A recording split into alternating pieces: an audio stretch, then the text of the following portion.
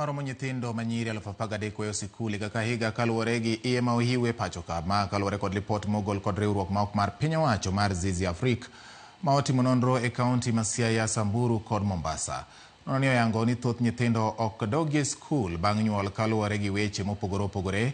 Kama duong' to en tich matek mar jopuonj madongo e sikunde. Bende thothgi kia ratiro margi mar yudo somo bang' nyuol ka nyithindo ma ginyuolo bende yangore ni ok yud rit makare. One of the key things that is emerging is there are some schools that are unwelcome, and because of several reasons. One, girls fearing that they will be shamed.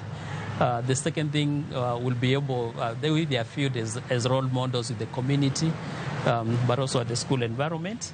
And the third thing is about kind of stigmatization, and that this settles back again to the school administration in terms of how can they support the girl to be able to address some of these barriers, knowing that they have someone new also in their life, that young child also needs to be taken care of. It is just for us to now rethink and really check whether we have done our work.